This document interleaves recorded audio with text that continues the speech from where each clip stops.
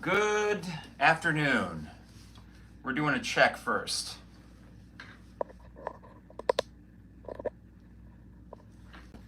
Can you guys hear me okay? Is it coming through the microphone and into your ears? Check 2.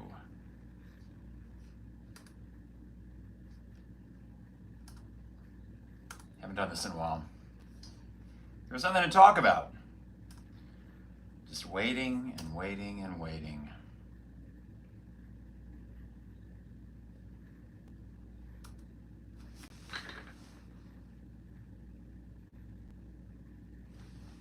Hey Justin, hey Big Toda.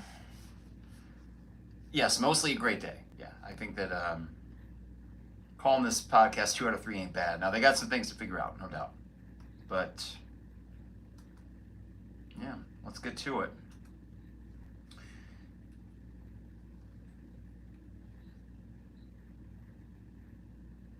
Check.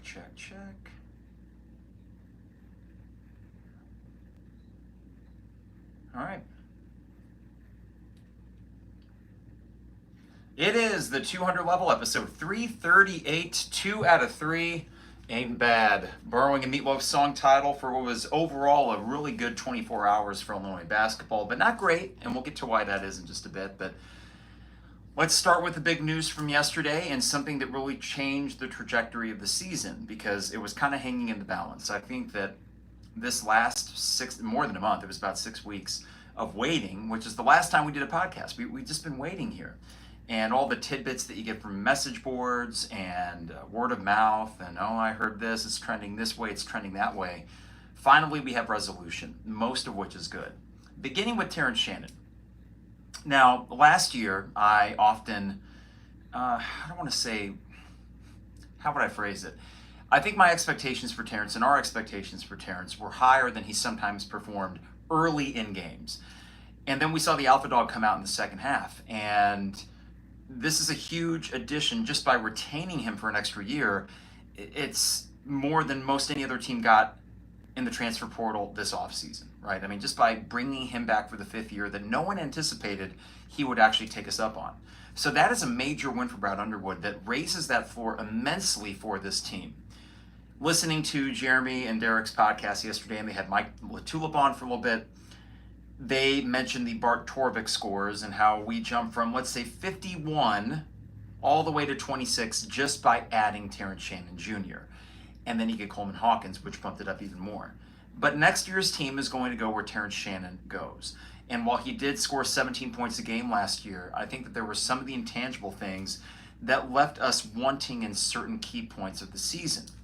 What started off just red hot, scorching hot first month of the year, there was a lull for Terrence in mid-December through mid-January. There was an injury that he had to play through. But then late in the season, the second halves and overtimes against Northwestern, against Michigan, you saw this explosiveness that very few other players in the Big Ten could match.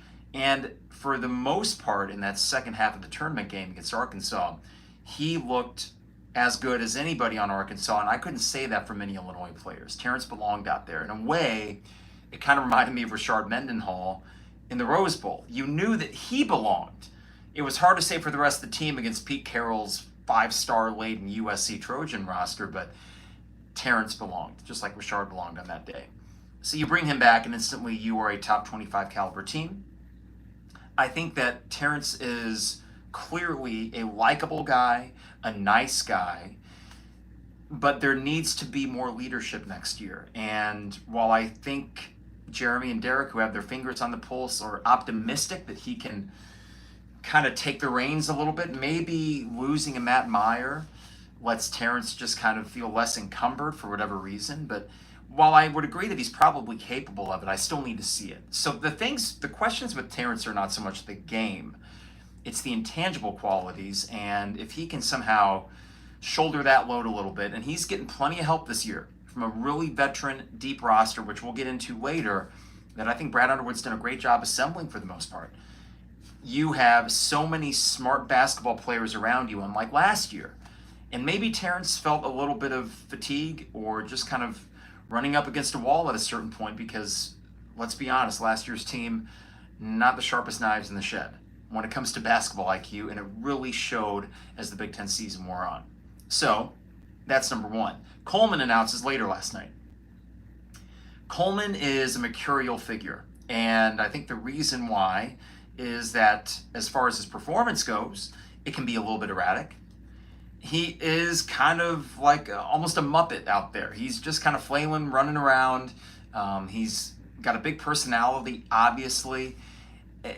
It's someone that it took me a while to warm up to. You guys all know that. The ones that have listened to this podcast know that I've just had issues with sustained sloppy play. But then, in February, we really saw Coleman start to hone in on what he's good at. And then he took another step, becoming a vocal leader, sort of speaking to the frustrations that I think the fan base had with last year's team. And I think that endeared him more to this fan base than anything he'd done before. Well, the block against Chattanooga was pretty big because he would have lost that game otherwise maybe. And he was really big in helping you win a Big Ten title his sophomore year. But I think getting Coleman back, I am excited to see him, again, less encumbered by all the noise and toxicity that was last year's team. We are speculating a bit if we say that last year's roster was toxic. But with the guys that left, and with the Matthew Meyer situation, just all the weirdness surrounding that, don't you think that there was just a little bit of, can we just end this season and move on? I'm sure the Coleman and Terrence were thinking that. It speaks loudly that they decided or elected to come back to Illinois. They had other options. They could have entered the transfer portal. I'm sure that we ponied up, and I think the name, image, likeness stuff is only going to benefit Illinois because our fans are nuts and these collectives are doing such a good job. But it does say something that they are coming back to play for Brad Underwood. And what today's episode is going to be about is mostly the good, the known good about the Brad Underwood program and why we have reasons to be excited in a way that we didn't for the 10, 15 years before that. But there are still a few remaining questions, not the least of which is point guard, which did not go Illinois' way today. And I think that I'm going to try to broach this carefully because there are certain personal aspects of Brad Underwood that I still have questions about. I think the win-loss record speaks for itself, but if we're really trying to kind of simplify this argument and why there's any question at all about anything, it's March. And before we hit the sponsors, I think that one big benefit of yesterday, getting Terrence and Coleman back, regardless of the Ray J thing not going your way, it's another put up or shut up year for Illinois basketball, and I kind of like that. I like entering an off season and then finally entering the season in November, thinking you got to do something in March. It has to be better than how it has been. And that you have a roster capable of doing that. Even as presently constructed, you have a roster capable of doing that. And to me, that allows a little bit of sit back, relax, and let this team try to find their way to that elusive late season success. They do that, and it is a successful year. What is this, year 6 for Brad Underwood? Wow. It'd be a very successful year 6. All that they got to do is make a little noise in March. Everything else is just sort of make the tournament and see what else shakes out. I think they can accomplish more. I think there'll be players in the Big Ten, but we'll get into the roster as it's presently constructed and what they need to do next. Before we get too far ahead of ourselves, got to remind you the 200 level is brought to you by DPDough, online at dpdough.com for all the best deals and prices, dpdough.com. They deliver anywhere in Champaign-Urbana, so if you are hungry for a lunch, business lunch, maybe you order some calzones for wherever you're working at, or a late night snack, DPDough is the way to go. You can go online to dpdough.com and order, I'm sorry guys, one sec here. You can go online to dpdough.com and order any custom zone with any topping you want or one of their favorites. That's dpdough.com. All right, also, State Farm agent Brian Hansen online at brianismyguy.com. Life, auto, home, business renters, you name it, Brian is my guy, and he can be your guy as well at brianismyguy.com. We'll see if Brian can't get on some of the podcasts later in the fall. Maybe we can get Isaac back as well. We'll do Trevor every now and then. We'll start bringing them back in as we get in the fall. And I think I'll head up Illinois football real quick after the sponsor break here. Finally, Dogtown Heating, Air, and Plumbing, and as you might have noticed, it is scorching hot. They just came in to do an AC check on us about a week and a half ago. Perfect timing. It is running tip-top shape, and we plan on making Dogtown our annual furnace and AC check place. So you can give them a call today at 217-841-4728. That's 217-841-4728. Dogtown Heating, Air, and Plumbing, your home's best friend. Finally, got to thank Champagne Showers Podcast Network for partnering with the 200 level. Football real quick. I would be remiss if I didn't mention this, that it will be a basketball podcast, but a couple of game times announced yesterday, both of which are exciting. You open the season against Toledo on September 2nd at 6:30. Primetime Big Ten Network. Is it the biggest matchup of the weekend? Not by any stretch. But Toledo, not a bad MAC team. In fact, I think they might be favored to win the MAC or be towards the top. So not a gimme per se, but I like the night game for the first weekend of the season. Any win would feel good. And I would anticipate a pretty good turnout for it. Some ticket specials, things like that on Labor Day weekend. Then, Penn State, 2 weeks later. You got the big noon kickoff on Fox. That means Urban Meyer, Gus Johnson, Matt Leinart, Reggie Bush, they're all going to be in town. Is it game day? Like Trevor was texting us last night. Is it game day? No, but that's a pretty big deal and shows the impact that last year's team had on shaping the perception of Illinois football. And I have said this many times, and I remain steadfast in my optimism for this season. I think that they are capable of winning the Big Ten West. Of course, the questions are obvious in the quarterback position and running back, but I really think everything else, secondary, but you still return more than any other team in the Big Ten West. And I just trust the coaching staff in a way that I have not trusted any Illinois football coaching staff in my life. I am not at all feeling that, you had a year of success, you're going to follow it up with a stinker. We are used to that. We are totally used to that with Illinois football, but I think you need to look at the overall trend line of how this football program is performing on a week-in, week-out basis.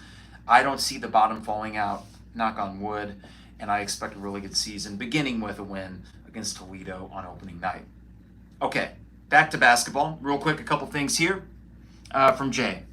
To me, Shannon is way more of a surprise than Hawkins coming back. Jay, no doubt, as Shannon was, according to reports, working out for the Magic and trying to get some sort of locked-in feeling about that 36th pick in the draft. And for whatever reason, he didn't feel confident enough to stick with that. So Shannon was, in fact, a top 40 pick, which I did not necessarily feel he was at the end of the year. And I'm totally a draft novice, but it just felt like the shot wasn't there enough. He can only go left still for the most part. And that if teams are kind of clogging the lane, he's going to have an issue getting there. Now, his role on an NBA team would not be the star. And I think that his size and athleticism, of course he has a place in the NBA in some way, shape, or form. But I think we lucked out a little bit. And Jay, it just immensely changes the complexion for next season. I think with Illinois basketball, you just want to build on success. You want to stack good years. And I think that next year's team will be good yet again. The question is, how good? And with Shannon and Hawkins back in the fold, I want to touch on the other additions you made this offseason that give me a lot of encouragement. Quincy Guerrier, if I'm saying that right, I think it is a French kind of pronunciation. But you finally got him after many years of trying to get him here. He went to Syracuse and then Oregon, and now is finishing up his college career at Illinois. And I really am intrigued by the fit because he is someone that if Coleman didn't come back, you would have just slotted Quincy in that spot. He does different things. He's more of a big per se than Coleman. In other words, he plays more like a power forward, and Coleman's kind of a jack of all trades. But he can get a bit of a three-point shot off, and he's got size and length and athleticism. He's just a really strong addition that I don't want to say we were sleeping on, but in the Shannon, Hawkins, Ray J sweepstakes, I think it's gotten kind of lost that Quincy Guerrier is a really good addition, just like Marcus Domask from Southern Illinois. When I see those two guys, Marcus Domask coming from a smaller school, smaller conference, you might question, can he make that leap? But he just screams to me, and I'm pretty sure Wisconsin was in on that recruitment. He just screams really smart basketball player. High IQ, good passer, someone that you can really slot in and not worry about him disrupting the chemistry. And really just, I think offensively is what we got to focus on. Last year's offense was a drag for extended portions. And there was just no fluidity. I look at a guy like Damask and think that this is someone that can play within almost any offensive system, keep it moving nice and smooth. Even though he's not a point guard, he is, I think, a very valuable addition in terms of just overall ball movement and just kind of a cohesiveness on the offensive side, which we were so sorely lacking. So those two right there, I think, are the big two pieces in terms of new faces. Justin Harmon is an interesting pick, kind of like a home run hitter off the bench, I suppose, that he might have a 15-point game this year, and he might have some games where he gets 0. It's hard to say. Maybe I'm sleeping on him. I like the pick, though, overall, because it did fill a need for someone that could maybe hit you a couple threes in a game when you needed it off the bench. But you can't really count on him being a point guard. Maybe not the biggest guy either in terms of size. But still, when that's the third best guy that you got in the transfer portal, I want to see if I'm forgetting anyone else. And chat window, help me out if I'm missing. But Guerrier, Domask, and Harmon. Now you get Hawkins and Shannon back as well. When you think about this roster currently, the keys to me are going to be Ty Rodgers still. And I'm actually going to say Dane Danger. Let me start with Ty. Ty, I think, is the potential breakout player, and that's going to be everyone's sexy pick for the big sophomore jump. Now, that would be something we did not see last year from RJ Melendez, right? You were waiting for that sophomore jump. Didn't happen. Luke Goody, injury prone, right? So I look at Ty Rodgers as someone that, because he can act a little bit as a point forward, and he's a pretty good facilitator in his own right, he will get tick. And he does all the little things, and he's a great rebounder and a really good defender. He came on strong last year, and I would not be surprised if he's starting this year. I think him and Dane Danger are the two returning pieces that if they make a jump, everything kind of changes. Because Dane Danger, you saw it early. The footwork is incredible. His hands are great. He just had this weird lull where it's like he forgot to play defense or something. And that really kind of infected his performance on offense in a really negative way. Those two guys make steps this year. I think that you are looking at a very good team, regardless of point guard. But without a point guard, you are severely limited. And we need to talk about that. The RJ Dennis thing, okay, fine. He goes to Baylor. I cannot blame him. What factors would have been involved? I think we can keep it kind of simple here. Baylor is, in the college basketball landscape, a better program than you, and that's no shade on Illinois. The primary difference between Baylor and Illinois right now is probably not NIL money, because it sounds like Illinois had plenty of that and still does. And we'll continue to have all that, which is a major plus being an Illini fan right now. But we don't have tournament success. And I think that did come home to roost a little bit. If you're looking at the sell for a Scott Drew who won a title a couple years ago, and a Brad Underwood who is still searching for the second weekend as a coach, not just Illinois, but as a coach in general, I can't help but think that played a bit of a role. And this is where what we saw yesterday or in the last 24 hours was a very good 24 hours. But short of a point guard, I can't say it was perfect for sure. And it's difficult for me to even say great, because you are so hamstrung if you don't have a true facilitator out there. Now, you're a little bit up against it. There are probably grad transfers that you wave a little bit of NIL money around. Some of these grad kids are going to say, hey, I wasn't thinking about moving on, but if Illinois is open, maybe I will. I would not be surprised if names emerge in the next few days. This is just how it works, and I think Brad Underwood can play that game pretty well. History would suggest that he can. But I also think it's fair to question, why did we get in this position in the first place? How are we this late in the game without a point guard? It feels a little bit, and I'm not at all drawing comparisons between Gross and Underwood. One has had immensely more success than the other. But does it not feel a little bit like we might end up with our next version of Tijon Lucas for the year? Just some guy that can play point guard that isn't neither here nor there. And that would be a shame, because while it would be difficult for me to list you a bunch of point guards that you could have gotten instead of Ray J, you seemingly went all in on him and you didn't get him, despite what I would assume to be the biggest NIL offer.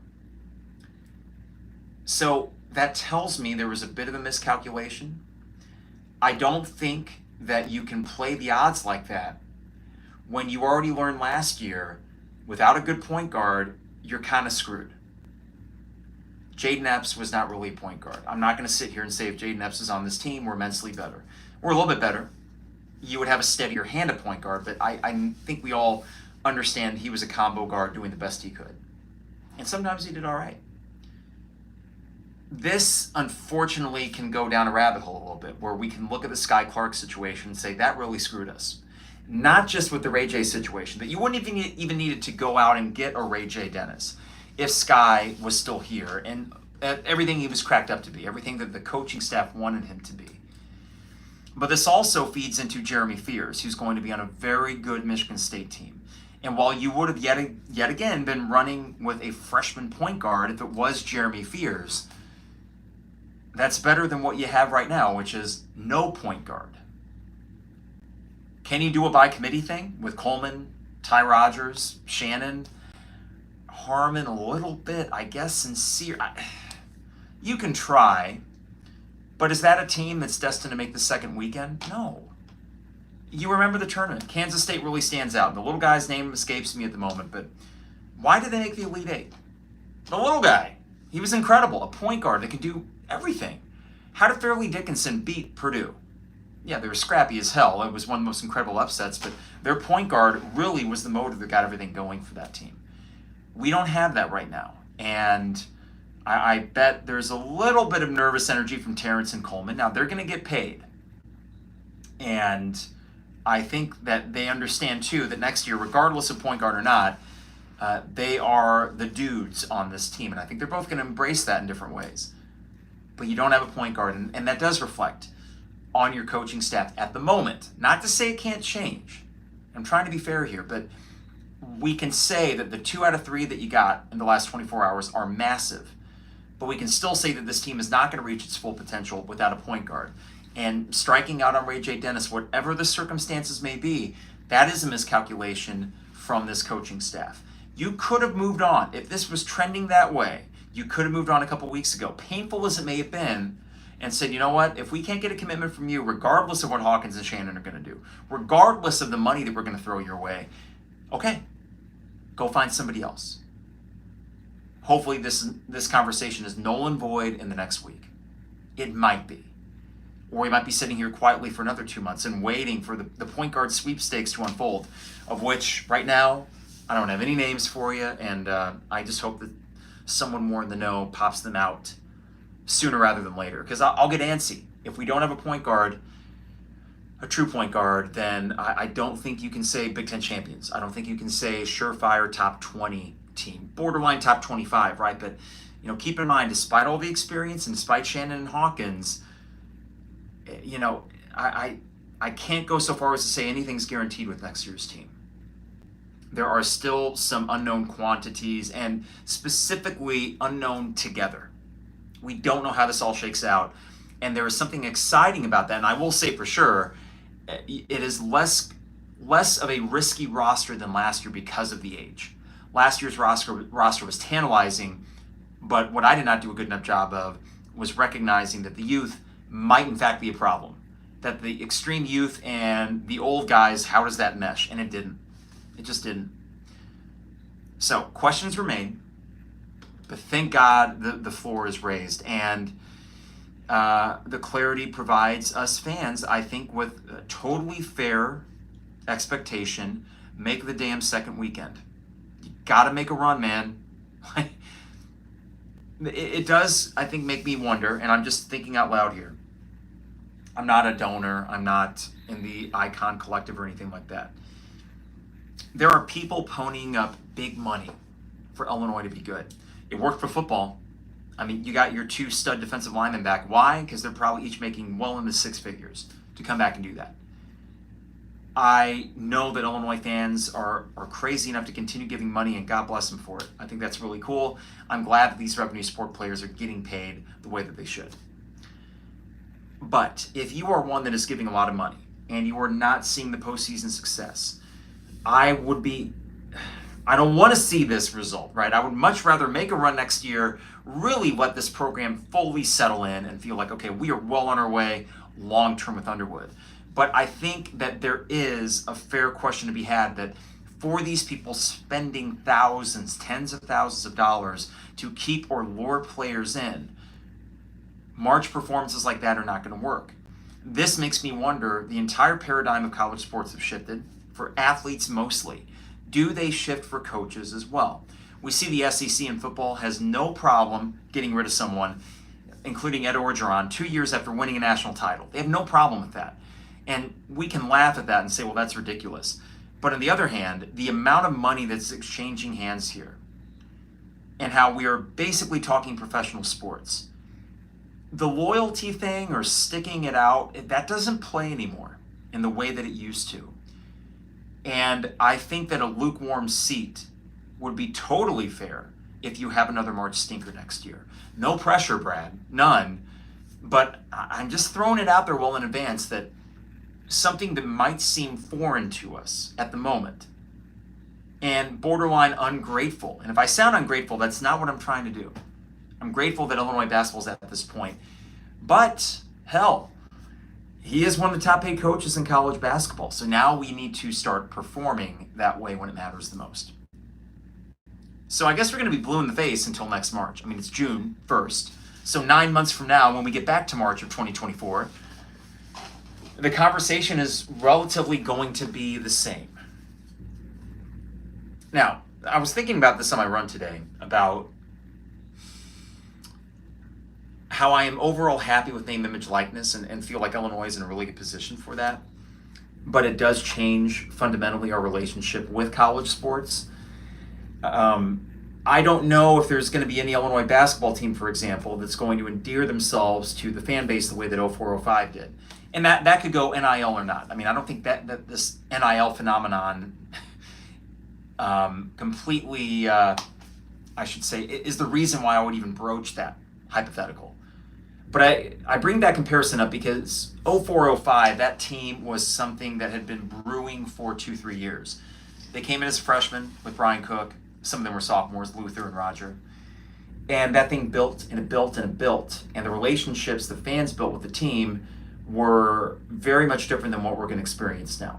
Let's say this team goes on to have a lot of success. Of course, we're going to have a hell of a good time watching it, right? But will it even feel as good as, let's say, if Io and Kofi had success back in 2021? I think the answer to that's no, because there's not as much of a knowledge of a good chunk of your roster. I mean, we'll still be learning these guys and their games and what they're good at and what they aren't so good at in January and February next year. So the NIL thing, while Illinois is sitting pretty compared to other programs and most Power 5 teams, you would much rather be that than a mid-major in this climate. I think as a fan, it's okay to kind of question, okay, what is my relationship with this sport? I'm not really watching student athletes anymore when it comes to revenue sports. Not big time revenue sports. We are not watching your traditional amateur athlete anymore. These are guys now that are accepting significant sums to come play. So if Terrence and Coleman have really bad stretches next year, and they don't take on the leadership roles and nothing really changes, well, what will the fan reaction be to that? Last year, I had no problem criticizing Matthew Meyer, and I did often. And my rationale for that was, if you're going to come into this thing for a year and make a crap ton of money, which by all accounts he did, then you should show up every night. You should be a better teammate than what you're doing. And I thought that it was just, it kind of reflected on his character that you accept all this money and some of the times out there you're just half-assing it, including the last game of the year. If anyone thinks that's unfair, I'd say, well, watch the tape. And you all remember the NCAA tournament game where you literally benched Matthew Meyer because you had to. His head was so far up his butt, he shouldn't have been on the court. And yet he still was laughing all the way to the bank. And yeah, that's a bit of a problem for me. Then I wonder, back to the NIL thing and the big donors, let's say that they continue to give money, but then even if you're getting big names, they aren't performing up to potential. Then who gets the blame for that? The coaches, I would assume, are the ones that are going to be right up against it. It's just really going to be fascinating over these next 5 years, maybe 10, maybe more, to see how coaches figure out this NIL thing. And I will say that Brad Underwood, I think the biggest strength of this offseason, outside of bringing back the two biggest pieces, is that he was very targeted with the veteran players that were available. I would have loved some more 2-year eligibility things, but beggars can't be choosers. I think what he got overall was really strong. And I guess Justin Harmon could be a multi-year guy. So that to me was a really good adjustment by him. I get the feeling that these coaches will be constantly adjusting as they go through all this, though. All right, so before we get out of here, we will be back whenever there is a point guard announcement of some kind. I don't know when that's going to be. It's weird. Summer vacation hit. I'm a teacher. Of course, I'm now going to concerts and playing concerts, which, by the way, were Poor Brothers on Saturday night. And for me, the off season, it can be sometimes hard to get latched into it. And what I had to do really the last 5-6 weeks, and I think a lot of Illini fans did, was just sort of detach and wait for news to finally hit. I mean, I noticed yesterday when we were waiting for announcements, it was, Jesus Christ, can we get on with it? You guys know what you're going to do. Why are we waiting? Maybe they were, in fact, negotiating up to the 11th hour and making sure they got every bit of money they could, and kudos to them for that. That is how you should do it if you're in that position. But it certainly was 5 or 6 weeks that just, I mean, some stories came and went, some rumors came and went. Ultimately, it is hard to imagine much better of a result because you brought back 2 really good players. At the moment, you have a pretty damn good roster. To be great, though, you need a point guard. And that, of course, is the story going forward. Tale as old as time for Illini basketball. Unfortunately, in the post-D Brown era, you got to get a point guard. And we've had a couple, but it seems like some potentially good seasons have been derailed because of the lack of a really good point guard. So hopefully we don't come up to that sort of situation here this year, but something to watch in the next week or two. I would imagine that the Icon Collective and all the RJ money, you wouldn't, of course, use all of that for a lesser player, but you can use a good chunk of it, and you need a point guard. So money talks. Get it done.